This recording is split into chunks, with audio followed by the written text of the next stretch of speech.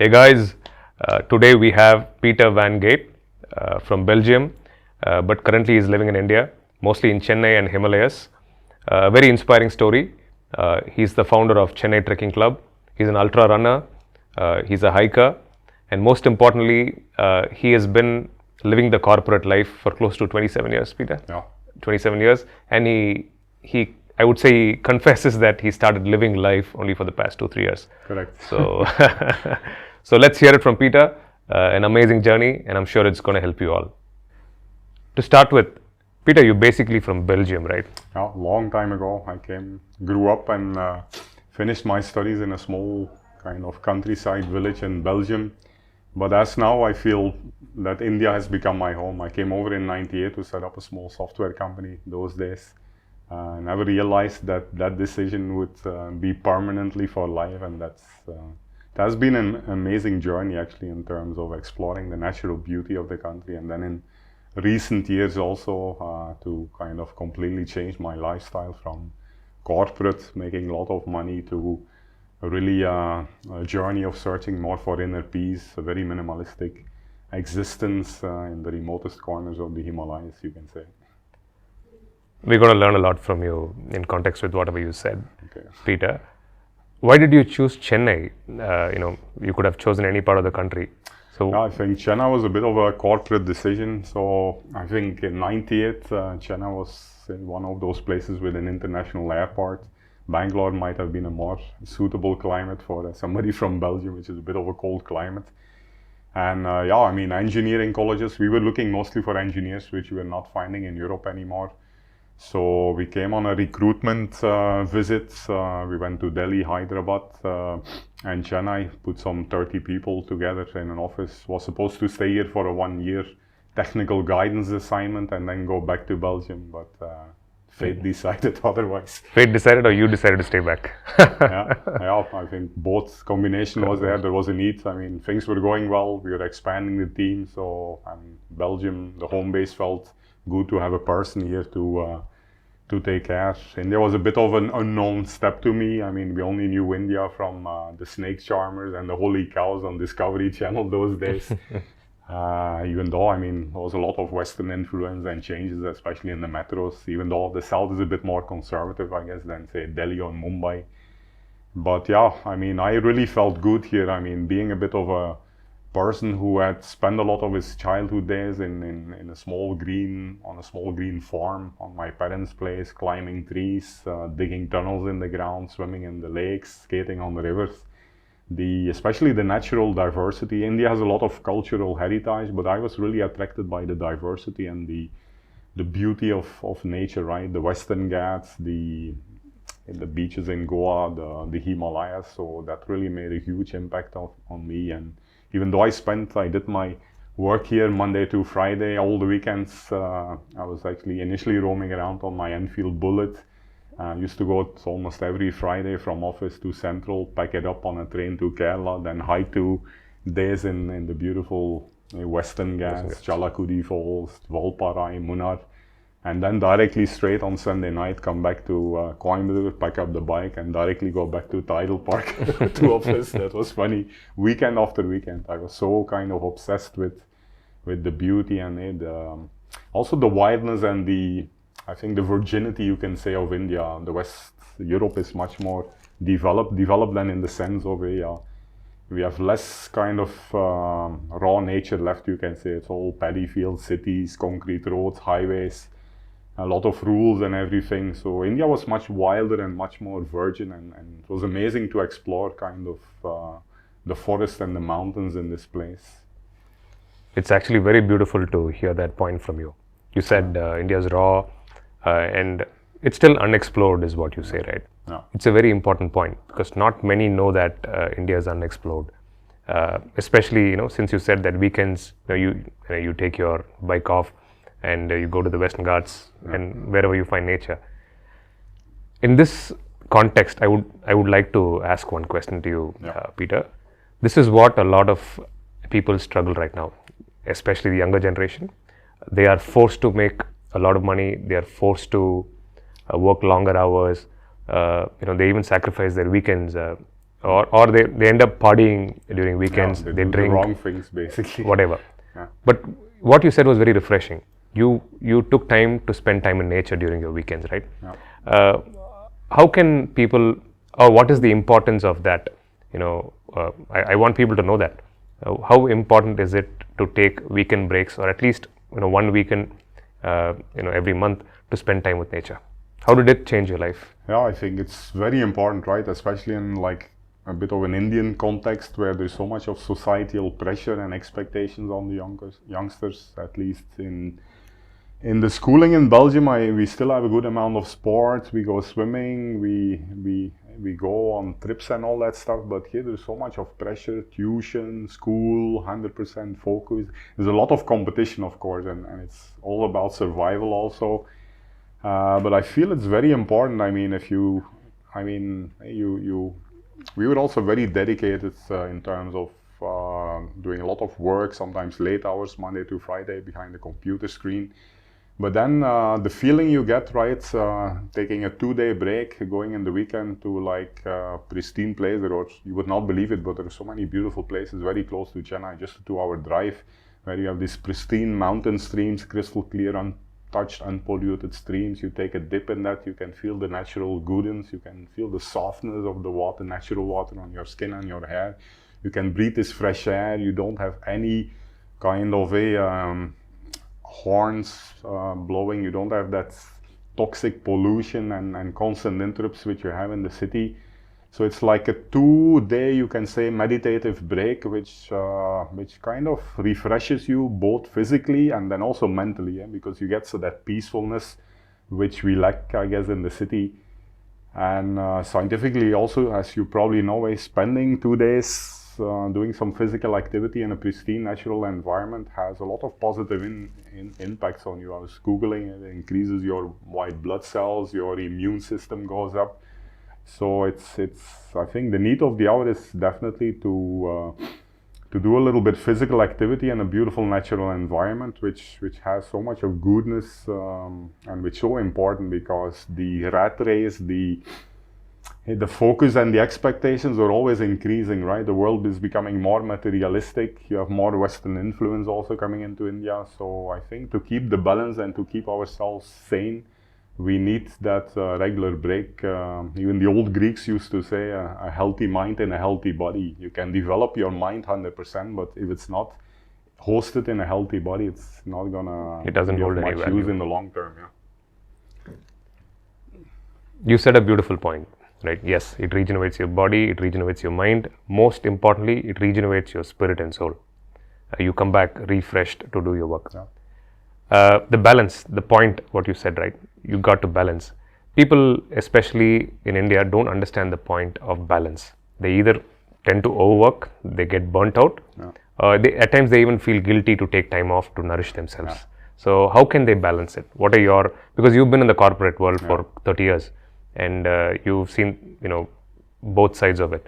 And now you are a, you're a big propaganda machine to be with nature and stuff. Yeah.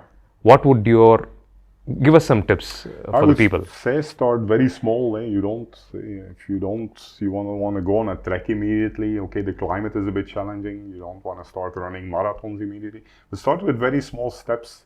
So I generally recommend people don't become like an ultra runner like me immediately. That is also there with youngsters. Sometimes they get over-inspired because of the social media and they directly want to stand in front of the podium there. I finished my first half marathon, but they want to rush and they get into injuries again. And that's two factors in life that I usually consider is patience and determination. These are two important factors. You need to be very consistent in what you do. And you need to be a little patient, and that usually works in many areas, including this, transforming to a more healthy lifestyle. So what I usually say, like 3-4 times a week, activate your body a little bit. This body is made to move. We are now living in a very stagnant lifestyle. We're sitting most of the day at work, we're sitting in traffic, we're sitting at home, looking at screens, computer screens, gaming screens. It's important that, say, 4 times a week, you just try to do anything, whatever. It's jogging, it's cycling, it's a little bit of swimming, it's a bit of cricket, it's a bit of badminton. Move this body and try to race in. Doesn't have to be very intense, but do a little bit, increase your heartbeat a little bit, or break the sweat. It'll be such a detoxing experience. And usually we have the excuse, I'm tired, I've been working till late every day, so in the weekend I want to take a break, I just want to sit, I just want to look at a movie. But I can tell you, if you invest that little time in physical activity and a workout, it'll give you so much again of positivity, and it will recharge you that you won't feel tired, but you will feel refreshed at the end of the weekend. Even though you have run half a marathon, you'll have that runner's high. You'll really feel... Basically, moving the body is very important, as you said, very Peter, important. because it helps you release happy hormones and happy chemicals in your brain. I guess so, yeah. Yeah. And a few words about you. I've actually, I went through your journey. It is a pretty inspiring one so far. You started the Chennai Trekking Club years ago, and there are close to 40,000 members in that club. Yeah. And people started exploring nature with your guidance, is what I saw. It's a beautiful thing. And the other side of you, you're an ultra runner. Yeah. You're a hiker. You're an explorer, basically. Yeah. You pretty much explore whatever comes your way to the fullest. How important is it, or what are the things you learned in your journey so far? How can a person be happy? What is the main reason, or I wouldn't say ingredient, but you spoke about inner peace. Yeah. So far, what have you discovered in that journey of inner peace and happiness? Yeah, so I used to, spend 20 years almost in the corporate world, right? Working for a big company, earning lakhs and lakhs per month. And usually it never stops. It's like a drug almost. You want to upgrade your car, you want the next iPhone model or something. So you keep collecting, you become like a museum. You keep collecting and surrounding yourself with materialistic stuff. But at the same time, there's no kind of fulfillment of the soul or anything, okay? You have everything you got, so by default you feel better than your neighbor or your colleague at work. But then in 2017, when I actually quit this corporate role, I could not see myself sitting another 3 decades and wasting my short, precious life. So it was a bit of an adjustment, of course, to step down to a more minimalist lifestyle. But now when I go like to the Himalayas on, say, a 3-month journey for 5,000 kilometers, pretty challenging, I just carry a very small bag with me, a small little tent. Whatever you see here, like a shorts and a t-shirt, is the only thing. I don't carry even a second dress. I just pick up my food along the way in the villages. So very simple. I don't have any car. My house in the city is rented out. So I don't have any materialistic things with me, but I feel completely at peace. So I don't know where I will pitch up or where I will sleep at the end of the day, because it depends on, is the trail still there, which I'm exploring? Will I find some remote settlement? Will there be somebody to host me? Where will I find even my next meal is not secure? So there's a lot of insecurity and challenges. But at the same time, being away from all this consumerism, materialism, that seems to be the thing that is always on your mind, and that prevents you from finding a more peaceful experience. Being just, especially as a solo explorer in the middle of nowhere in a beautiful, overwhelming landscape like the Indian Western Himalayas, that is such an overwhelming experience. Initially a little bit scary, but once you get used to that, it's very peaceful actually, and I feel much more at peace there, just with my little backpack sitting in the middle of nowhere, than driving in a big car here on the way to my office with maybe 20 people sitting around the meeting table, giving you respect and all that stuff. It's I think materialism, and it's not something that you'll ever find peace. Basically, the less you own, the less you have to worry about, the more kind of inner peacefulness you can expect. And then also, the people that I meet in these remotest corners of the Himalayas are people who are very less. They typically live very sustainable. They grow their own food. the global economy crashes, they won't even know because they're completely independent, self-sufficient. They have been living there for generations. The kind of innocence, humanity you experience with these people, selfless hospitality, that is so heartwarming actually. That gives you another kind of boost that you say, okay, this is probably how we used to live thousands of years ago in small settlements, not in huge, polluted, corrupt cities. Everybody knows and the whole community hangs together. Somebody will have a problem, the whole village, say, takes care of each other. It's like a community level social security. They build their own paths. They work together. They build homes together. They farm together. They share their.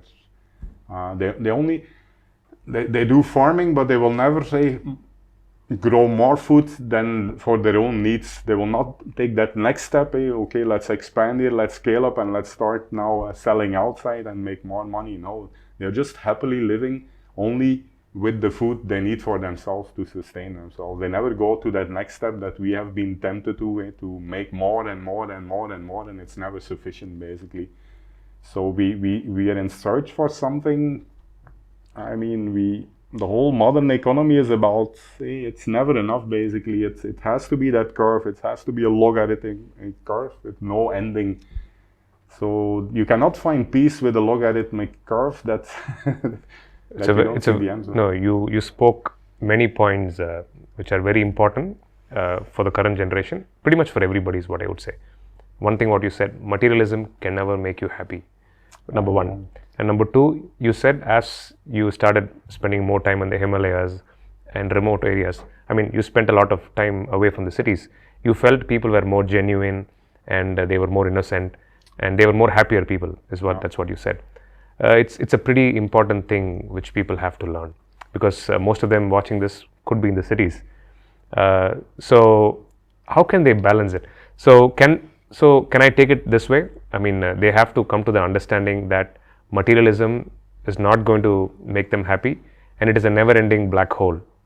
The moment, like that. And I like the way you said that. We are becoming museums, sitting and collecting things around us. And you collect yourself, right? And the more stuff you buy, the more you worry, because okay, that car is getting old, and I have to pay my insurance and then maintenance, and it just keeps heaping up, right? Because that's how the economy is designed. You go outside on the road, and what do you see? You all see happy faces of people trying to sell something. Everything is an economy. But if you just want to go for a run, you need watches, you need shoes. I simply run barefoot. I don't need a watch. I don't want to see numbers, right? When I run, I want to experience the beauty around me, not. Beautiful. See, happy faces selling products and things. But are they really happy? It's all fake. It's all fake. And that's unless we change the base platform of the economy, it's all about consumerism, I guess. Somebody wants to make money out of us. We need to be slaves sitting in our little cube, studying for 20 years engineering, then contributing to the whole system. We need to make money, we need to spend the money, and it's like that's how it runs. Take loans, pay EMIs, and stick to a job which you don't like, and keep cribbing and keep crying and lose the whole beauty of living. Completely. And what do you get? Okay, you get some comfort, you get some nice shining phones, you get some nice bikes and all that stuff. But are you happy at the end of the day? But are you happy? Yeah, I then see these people who have very little in these small farming villages, surrounded by forests. Kids have to walk 2 hours to the primary school or the secondary school. There is a medical emergency in the village. They have to carry an older person on a wooden chair to go to a hospital, which is like 10 kilometers away. Hey, it's a tough situation, but people there, they really appreciate the small things in life. We cannot appreciate small stuff anymore, right? Because unless it's a big car or the latest phone, it doesn't meet our expectations anymore. So it's a really bad thing, isn't it, Peter? Yeah, and if you see the little kids playing there, here the kids, they have their latest Sony PlayStation. There the kids, you have these like very simple toys, right, made out of metal wires and wooden wheels and all, and kids are so happy. I can see genuine happiness in the people, in the little kids, right, which haven't been,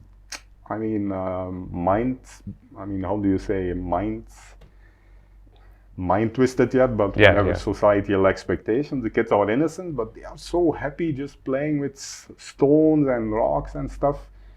And then the kids in the city with all their gadgets, They don't seem that I can happy. tell you they are like 1,000 times happier with less, basically. And plus it's just getting worse, Peter, because post COVID, the schools have been shut down for a long period of time.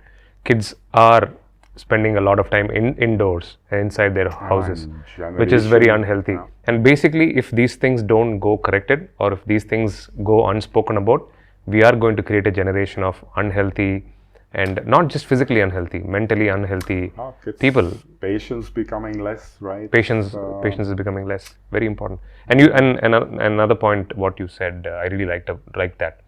Patience and determination.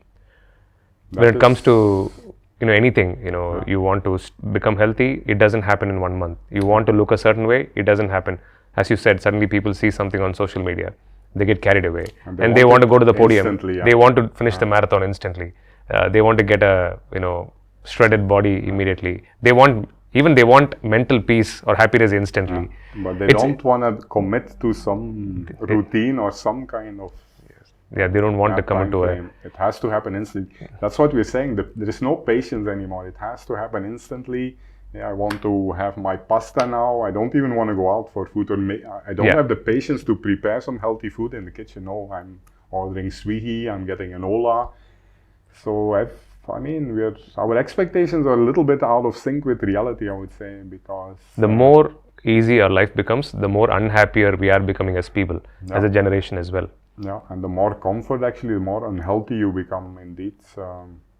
And it's sad, because I feel this patience and this consistency is directly related with your character. Somebody who has like a strong character is somebody who's willing to commit, right, in many ways, like whether it's a relationship or whether it's towards growing your own food, or whether it's to get healthy, or whether it's to do anything. I mean, this commitment, how do you say, the determination is something that a skill that is lacking with the youth these days. So how can they cultivate that? Yeah, so I think, I'm a man of sports. I've gotten a lot of discipline and a lot of positive things back from sports. Any kind of regular sport routine is something that really builds a little bit of character, and also getting out of this comfort zone, right? Get out of the city, out of these air-conditioned rooms. Go to the wild, what we call the wild. I mean, you don't have to go to some wild environment immediately, but go to nature on a small hike, appreciate the beauty, spend 2 days, do some overnight camping there, cook your own food, live. It's a bit of a mini survival trip. I mean, I've seen in CTC we would have taken out maybe 15,000 people over that 1 decade that we ran this non-profit volunteer group, and I could see people being transformed completely by taking 10 strangers, picking them up Saturday morning in the city, taking them to a bit of a jungly trip.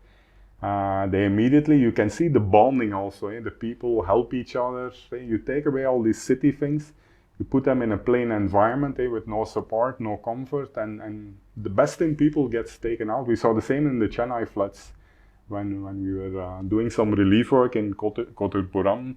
I saw like rich people, poor people, everybody became equal. Everyone, the humanity was restored by removing all this nonsense, basically leveling the playing field. And another point is, right, people always wait for a crisis to come to express humanity. I wish they understand that, the whole point of being human is being in sync with your core values of being human, right? The egos, as you said, the rat race part, materialism, so on and so forth. They go so much away from themselves as a human being, and to pull that back, it becomes very hard, isn't it? That's why there is increase in alcoholism, increase in drugs, any kind of people indulge in things to feel happy. It's a way to escape, basically. It's a way to escape, right? And it never satisfies them. In their small village, they at least had a community fabric. Once you come to the city, you become an individual, right? It's it's elbows in the company, it's elbows with the neighbor. So it's everybody for themselves, and yeah, obviously that's not a healthy situation. Not a Like, human beings are still social beings, and we need like a healthy community to live in, just like we need a healthy environment to be part of. So yeah, that is something that's at least was still strong there in India. I mean, we in the West have moved away to individuality, lost the social fabric a little bit earlier than you guys, but unfortunately everyone is following the Americans, then the Europeans follow the Americans, the Asians follow the Europeans. So it's a bit sad indeed, yeah. And Peter, you spoke about Chennai floods. Yeah. You and your team, I've heard quite a bit about the work you guys did in helping people during those times. That was one. And another good initiative what I saw you guys doing was the coastal cleanup. Correct. Because we have beautiful beaches in Chennai, in this part of the country. But if you actually see how well it is maintained, it's a big question mark. I will not just blame anybody for that. It is basically, it narrows down to a point of self-awareness, right? Yes, sir. In India, especially this, I would say whole of India, people have this habit of, for example, if they eat something, they don't mind throwing it outside the house, but they don't want to throw it inside the house. Correct. You would have commonly seen people do this in public, right? They'll be driving cars, but they'll be opening the doors and spitting outside the door. But they wouldn't want to spit inside their own car or whatever. So yeah, the point is awareness. So you started creating awareness in that direction to maintain cleanliness in the coastal belt, in the beaches to begin with. Few words about that, Peter. Yeah, so so Chennai Trekking Club initially in 2008 started as a group of trekkers. So we were like nature lovers, you can say. We're spending almost all 52 weekends of the year with a bunch of strangers. So I was already hiking before that, but one thing about Chennai Trekking Club was it's that always more fun actually to go out with like-minded people instead of just going solo. Now I'm at a different level. I can have no problem in spending 3 months without seeing anyone. But those days, being a little younger, I really enjoyed the social company of going with 20 like-minded people into a nature hike. So we spent a lot of time amongst nature, and that automatically we felt, okay, we are getting so much of positivity from nature, but then we come back to the city and we see like garbage thrown all. Garbage is part of the culture. Actually, it's difficult to change as an individual because everyone is doing it, so why would I change? So, and then we initially started cleaning up, doing a little cleanup drive in the Tada waterfalls, which is a famous trekking spot for the last 3-4 decades. But okay, that was happening somewhere far away from the city. So we thought we should take that environmental awareness closer to the city. So then we started cleaning beaches. That started in 2010, I think. It went on for some 10 years. Where we're not just our members, Chennai Trekking Club, but eventually we were involving so many schools, colleges, so many corporates, big names actually, as well as NGOs in this was an environmental day somewhere in the month of May usually, or June, I think, first week of June, where we got eventually some, say, 200 organizations together, which applied like 10,000 volunteers. And then our strength was to create awareness. Like we have a lot of photography passionate people who used to take pictures of the troubled beaches before, after they clean up.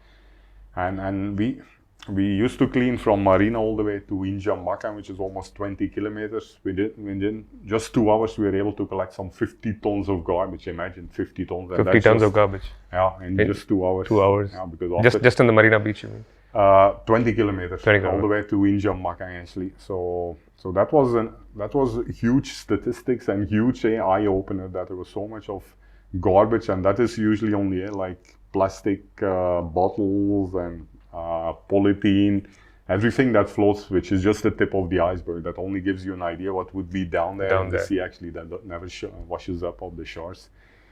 So that was an amazing journey actually, where we felt the unity of so many people from so many different organizations coming together.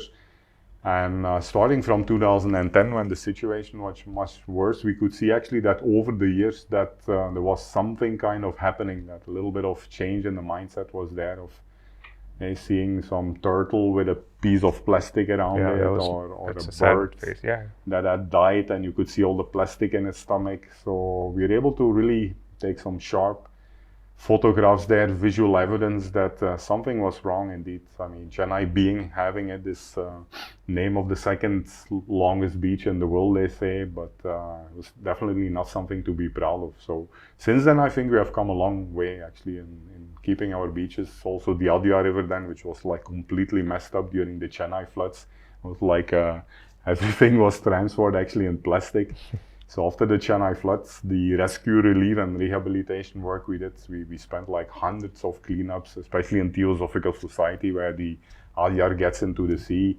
All these plants, I mean, the plastic actually got stuck in all the vegetation there. So those was amazing drives actually. Like every weekday before we even go to office, we just spent 2 hours together with 50 volunteers, random people which you have never seen, but then you work side by side, you clean up one big lorry, 1 ton of garbage, and then you put a little bit of photos on, use the power of the social media basically to show people, look, this is what's happening. These are our beautiful, pristine Adia rivers, which people used to swim in 30 years ago, and this is the current state.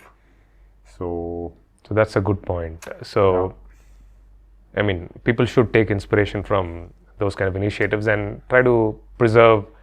It has to start from ourselves, actually. We cannot find the excuse, everyone is throwing garbage, so I can also do it. We should really, change can only start from within yourself.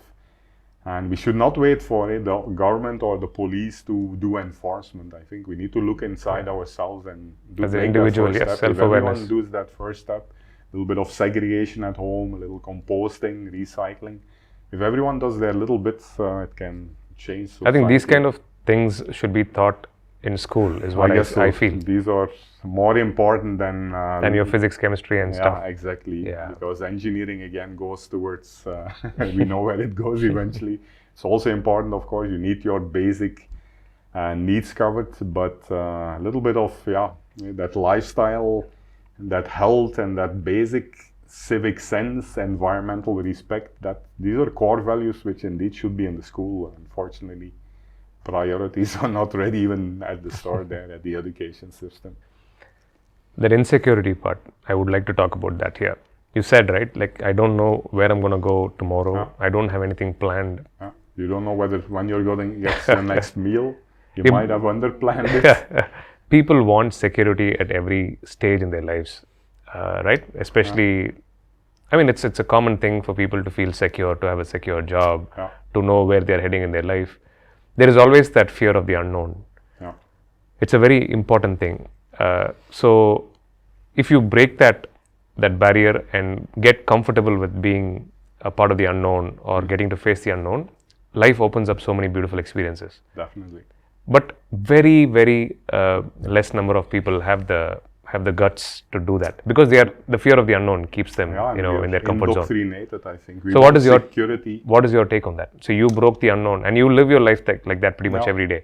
So Same thing, Ashwin, Dr. Ashwin, you just one weekend go in nature, you disconnect from all these known things and you just drink from the streams, you pack up some lunch, you go through a trail. I think stepping back to nature gives you that exposure, that you're more in a wild environment. You cannot call Swiggy there, you cannot call an Ola, there's no toilet there. So even that seems to be a big thing, just doing your natural break in the wild is not easy for many people. So just live a little bit more in an exposed natural environment, pitch up your little tent there, have a campfire. That is the first step already to get out of this comfort, because I think it's a side product of the modern day economy. People make you scared because that's how you stay in line, right? That's like the Matrix, that movie. You need to follow the masses. That's how the machine works, the economical machine.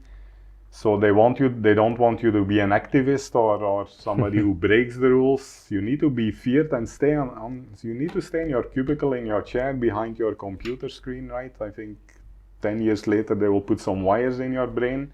You need to be part of that matrix. That's how the economy can work.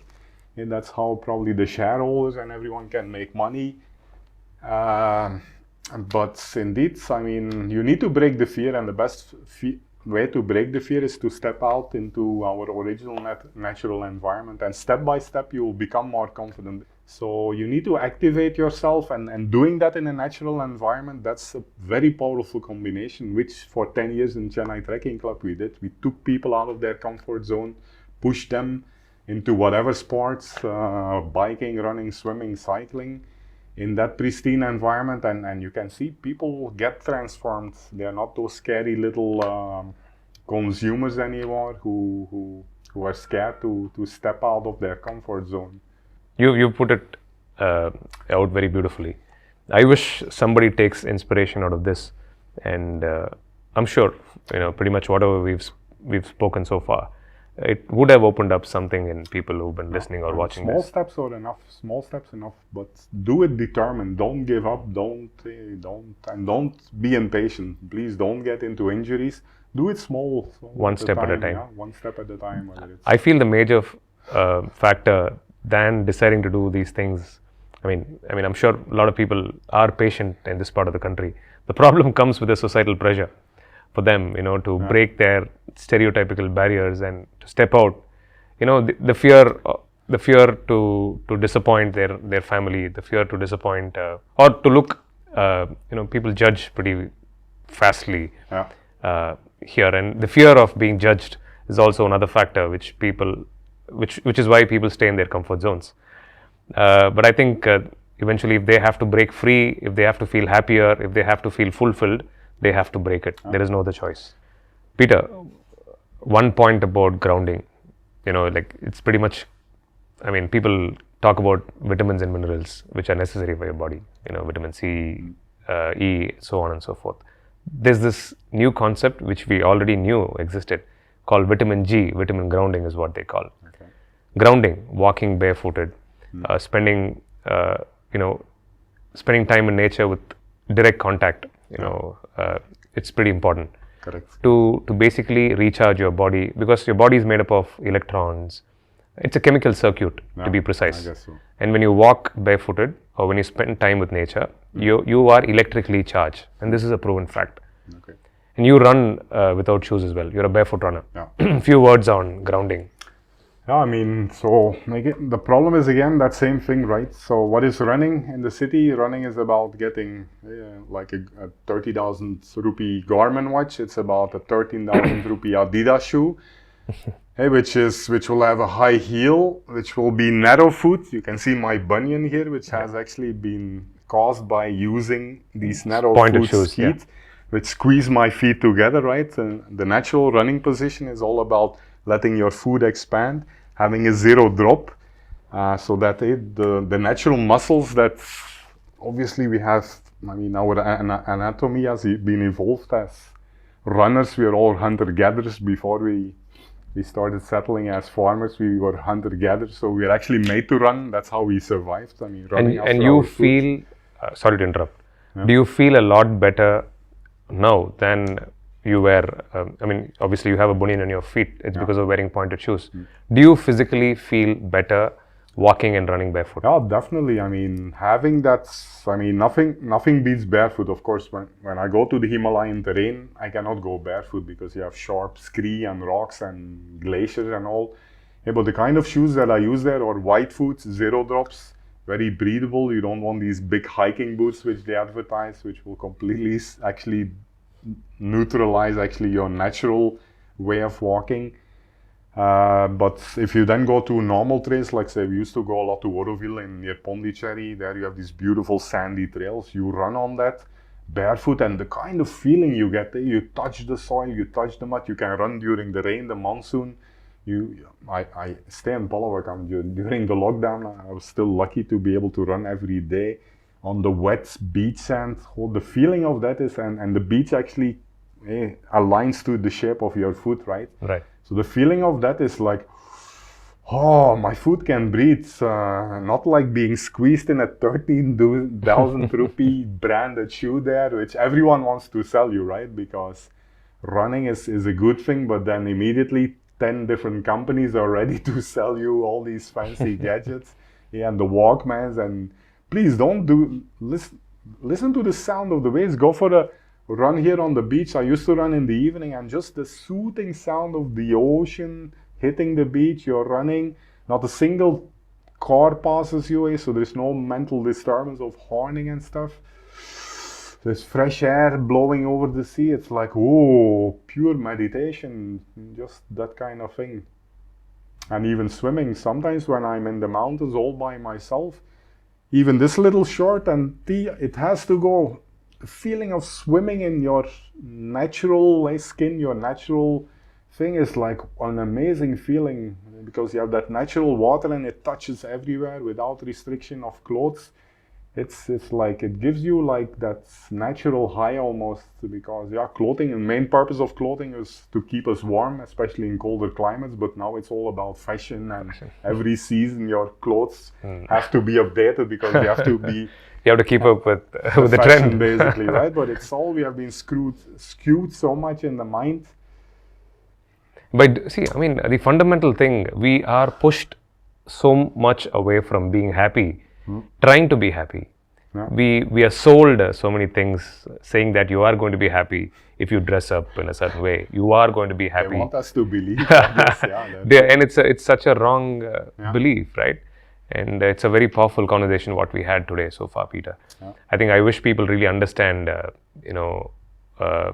whatever we spoke, and if they can even understand 1% of what we spoke, I think it'll definitely open up dimensions in them to be a happier person. Small little steps. Just walk with barefoots. Go to the beach. Go for a barefoot walk. Drop that shoe in chapel and step a little in the water. Such an amazing feeling. Listen to the sound of the waves. All these small little things trigger so much of positive energy in your body and mind. So start small. Nobody has to jump to the finish line directly. Hope you found this conversation useful. Thanks to Peter for being a part of this conversation series. Please post your comments in the comment section, and I'm sure you would have got your questions answered by this conversation. Thank you, Peter. Pleasure to be here. Thanks, Dr. Ashwin.